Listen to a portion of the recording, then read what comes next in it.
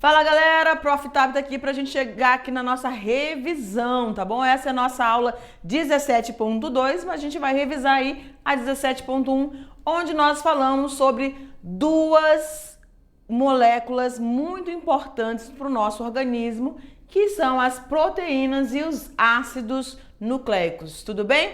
E aí a dica de ouro que a gente falou para vocês é que toda molécula orgânica ela é composta por átomo de carbono, e tem que ter o hidrogênio juntinho, tá bom? Então, vamos lá para nossa telinha? Tchum! Pronto, galera. Quando nós falamos, então, de moléculas orgânicas e, nesta aula, sobre proteínas e sobre os ácidos nucleicos, nós temos que lembrar que essas proteínas são aquelas nossas moléculas preciosas que participam da nossa construção, certo? Então, elas são os tijolinhos da nossa edificação, então elas são muito preciosas. E as proteínas, galera, elas vão participar de diferentes tipos de ações dentro do nosso corpo, desde o transporte, né, o auxílio no transporte, no fluxo sanguíneo, transportando ali o gás oxigênio junto com a hemoglobina, que está acopladinha ali às nossas hemácias, tá bom? Existem proteínas que vão metabolizar substâncias no nosso organismo. E aí a gente viu na aula que um órgão muito importante é o fígado, que vai ser o sintetizador das estruturas, não é verdade? Que compõem essa unidade ou essa molécula que são as proteínas. A gente está falando de quem? Dos aminoácidos. E todos os aminoácidos eles vão apresentar um agrupamento.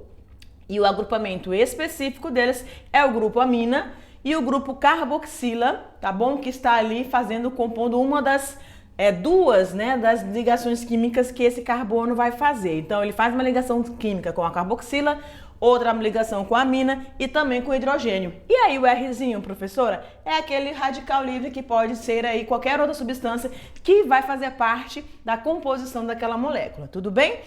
E nós falamos também dos ácidos nucleicos, ou seja, DNA e RNA. E aí a gente viu que existem algumas diferenças, né? Mas o que é comum tanto ao RNA quanto ao DNA? O grupo fosfato, certo?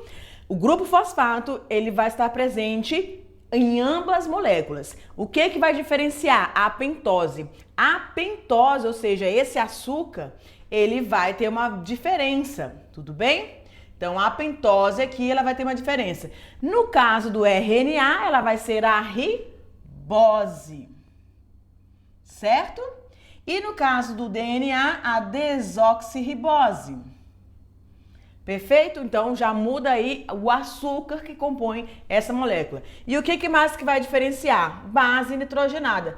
Todas as duas moléculas, tanto do DNA quanto do RNA, têm as 4 bases nitrogenadas.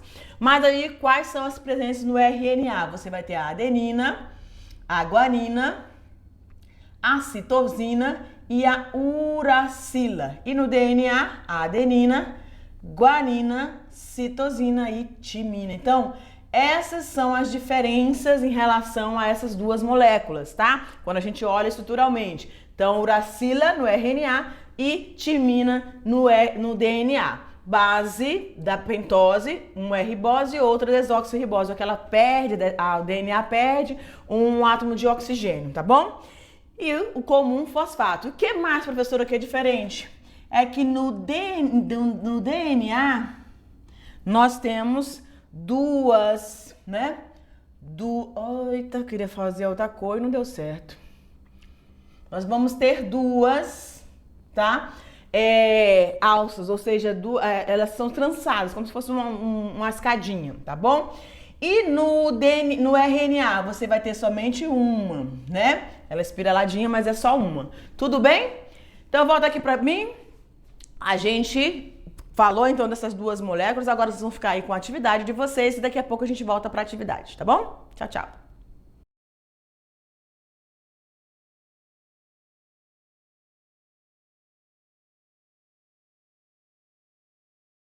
Atividade realizada. Agora nós chegamos na hora de a gente fazer a correção dessas questões, tudo bem? Então joga lá no quadro, diretor, a nossa atividade de sala, tirando todas as dúvidas dos nossos estudantes. E a primeira questão diz o seguinte, ó.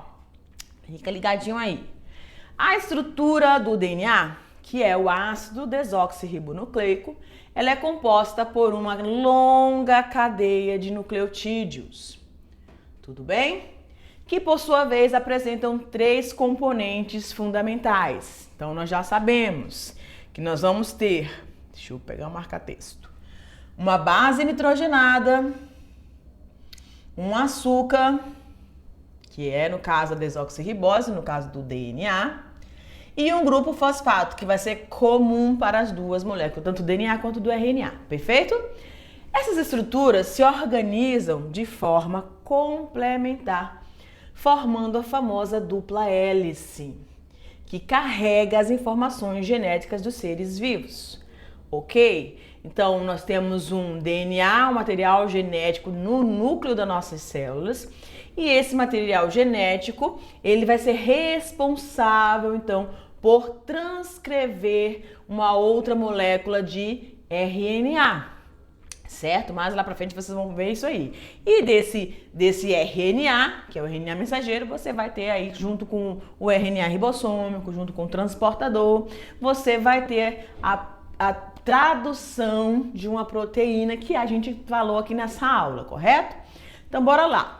Mas o DNA ele é responsável por essa carga genética, perfeito?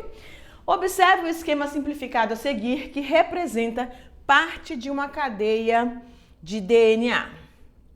Então, ok, olha lá. Com base na imagem e nos conhecimentos sobre a estrutura do DNA, os componentes indicados pelos números 1, 2 e 3 correspondem a... Então, aqui já tá tranquilo, né? Quando a gente tem você tá vendo um círculozinho, e esse círculozinho ligado aí com esse quase um retângulo mais rechonchudo, vamos dizer assim, e parece um paralelepípedo, né? É o 3 ali. Se a gente já viu anteriormente que nós temos 3 estruturas presentes, tanto no DNA quanto no RNA, o que vai estar presente aqui nesse círculo? O que seria o circular? O grupo fosfato, correto? E o 2, que vai estar conectado tanto com o grupo fosfato quanto uma outra estrutura. Nós temos aí o nosso açúcar, né? Ou seja, a desoxirribose. E nós vamos ter também isso ligado, conectado a esse açúcar, a nossa base nitrogenada, que vai formar essa alça aí, dar essa conformação em espiral ao DNA. Mas vamos conferir aqui? Então, letra A, base nitrogenada, desoxirribose, fosfato. Letra B, grupo fosfato, desoxirribose, base nitrogenada. Então você já viu aí o gabarito, né? Letra C, fosfato, base nitrogenada e desoxirribose. Na D, base nitrogenada, grupo fosfato e desoxirribose. E a E, desoxirribose. Então a gente sempre vai começar pelo grupo fosfato, ou seja, né? Aqui e no meiozinho, interligando e conectando tanto a esse grupo fosfato quanto a base nitrogenada, a desoxirribose, porque nós estamos falando de DNA. Tudo bem? E vamos ter a base nitrogenada aqui, que é essa parte de parece um paralelepípedo.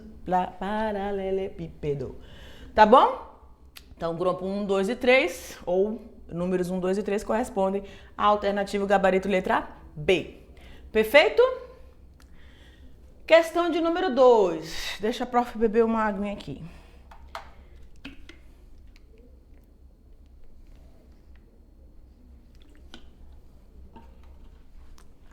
Vamos lá. Durante o processo de digestão, as proteínas ingeridas, agora já mudou, né? Saímos dos ácidos nucleicos. Vamos lá. As proteínas ingeridas na dieta são quebradas em moléculas menores. Então, aqui nessa questão, eu estou falando de um processo fisiológico, que é o processo da digestão, que também está ligado ao processo metabólico, não é verdade? Porque quando a gente fala aqui quebradas em moléculas menores, isso quer dizer o quê? Que a glicose, que é o que a gente está procurando quando a gente faz o processo ou se alimenta, né, nos organismos heterotróficos. Então a gente vai em busca de alimento e a gente pega esse alimento para fazer o quê? Obter glicose. E essa glicose ela precisa ser quebrada porque ela é uma molécula extensa também. E o que acontece? Eu vou precisar de gerar energia através disso, né? Mas essas moléculas precisam ser digeridas. Só que a questão, ela tá falando de carboidratos, de glicose? Não, ela tá falando de proteínas, porque ao longo daquilo que nós nos alimentamos, ao longo do percurso no trato digestório, você vai ter proteína, você vai ter carboidrato, você vai ter lipídios, você vai ter as vitaminas, os alimentos que você ingere vai ter tudo isso, correto? Então, ela está especificamente falando dessa digestão das proteínas, que também são moléculas extensas, certo? Então, elas vão ser absorvidas e a estrutura responsável por essa absorção no nosso corpo já vai começar ali no estômago, certo? E depois vai ser finalizada, no estômago não, perdão, o estômago ela vai ser digerida e aí você vai ter a absorção lá no intestino delgado.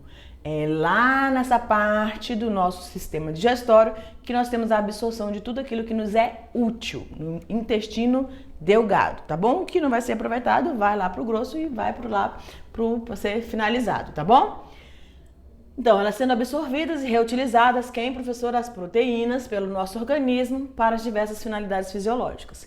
Qual é a principal função das proteínas no nosso corpo, hein, galera? Vamos lá. A. Atuar como principal fonte de energia imediata. Bom, quando os professores, a professora Laísa, né, estava falando sobre carboidratos com vocês, ela deve ter lembrado que quando o nosso organismo, a gente precisa evitar perder energia desnecessariamente, tá, galera? Então, o que você faz? É como se você chegasse no supermercado e você precisa de uma fonte rápida de energia. Para onde o nosso corpo vai correr? Carboidrato, tá? Carboidrato. Então, a fonte imediata de energia não são as proteínas, tá? Não são as proteínas, são os carboidratos. Então, não tem essa alternativa A, não está condizente. B. Servir como catalisadores de reações químicas e formar estruturas celulares. Ah, muito bem. Presta bem atenção aqui. Proteínas são... algumas proteínas, elas terão ações diferenciadas. Ações de... acelerar determinadas reações químicas. Quando elas assim agem, elas são chamadas de enzimas. Tudo bem? A gente comentou isso na hora da aula. Então, as enzimas são proteínas e elas fazem, ou seja, elas aceleram processos de reações químicas, certo? Então, até aqui tá tudo bem, tá? As B. Vamos para C? Armazenar informações genéticas. As proteínas não vão ficar fazendo isso, não. Elas estão relacionadas à construção do nosso corpo e algumas funções bem específicas. D. Fornecer reservas de água para o citoplasma? Também não. E. Regular pressão osmótica por meio da produção de sais? Também não, gente. Ela faz parte não está relacionada com informações genéticas, nem com a reservas de água e muito menos com pressão osmótica, tá bom? Então, quem vai estar fazendo isso aí mais é nas células vegetais, os vacúolos, né? Enfim. Mas aqui a gente está falando das proteínas, então o nosso gabarito ali, letra B, agir ou servir como catalisadores dessas reações químicas. Tudo bem? Então, gabarito letra B. Vamos para a nossa terceira questão. As proteínas são macromoléculas formadas por uma sucessão de moléculas menores, conhecidas como os aminoácidos. Pois é, são aqueles parceirinhos que vão compor a cadeia, né, polipeptídica aqui. E com eles, cada ser vivo é capaz, então, de que, gente? Reproduzir centenas de proteínas diferentes e de tamanho variável. Você vai identificar os componentes de um aminoácido. Tudo bem? Então, aqui nessa questão era facinho para você só identificar. Se você quisesse fazer o desenho, esqueminha, tudo bem, tá? Mas você poderia só colocar, olha, professora, tem um carbono, e esse carbono faz ou realiza 4 ligações químicas, tá bom? Sendo que numa dessas ligações, ela vai se ligar a um radical livre, que pode ser qualquer outra substância aí que seja precise aparecer dentro dessa composição. Está ligado com o hidrogênio, vai estar ligado também com o grupo carboxila, tá? E um grupo amina.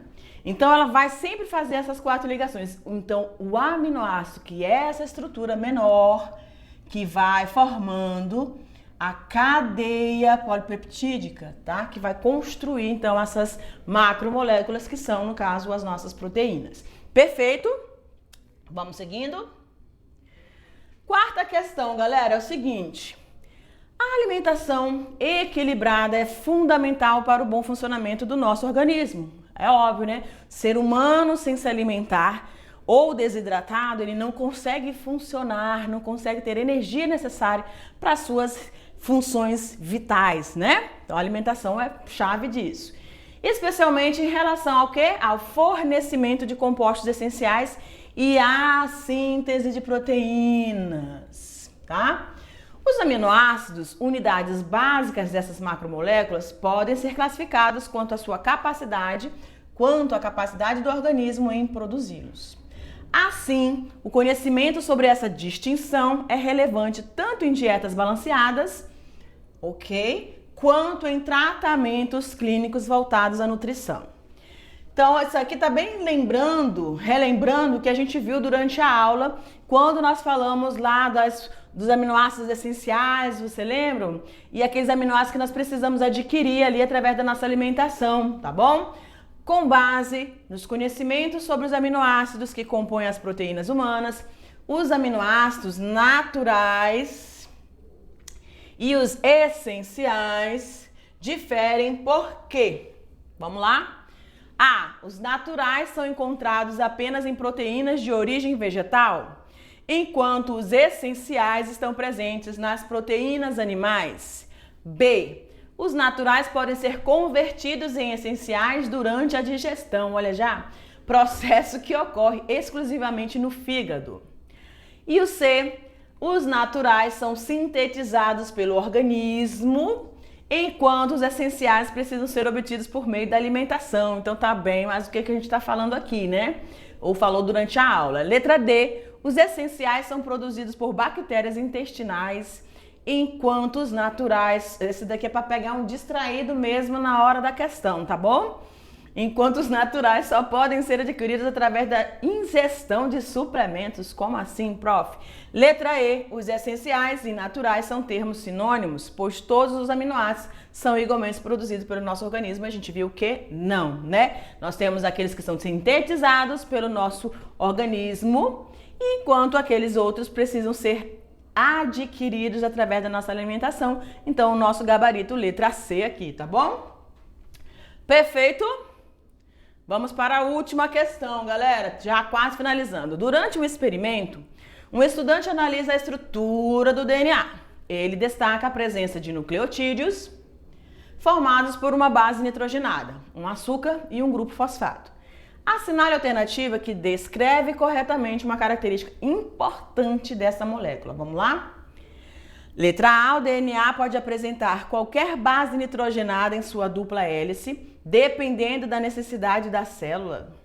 Ele tem 4 unidades que a gente chama de bases nitrogenadas, né, gente? Não pode ter qualquer, dependendo da necessidade da célula, não.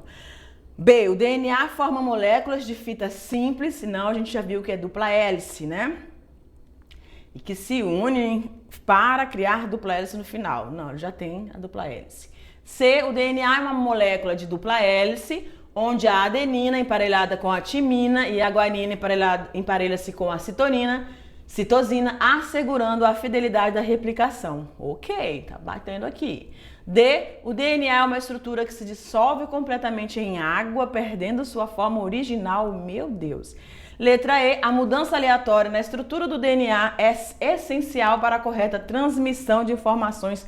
Como é, menino? A mudança aleatória da estrutura do DNA é essencial para a correta transmissão das informações genéticas. Gente, o nosso gabarito aqui, letra C, né? Essa molécula orgânica, ela é em dupla hélice e ela vai estabelecer essas ligações, a adenina com timina e a citosina com a guanina. Cadê, menino? Pronto. Tudo bem, galera? Então a gente finaliza aqui mais uma aula e a gente retorna para o nosso próximo encontro. Beijo grande. Tchau, tchau.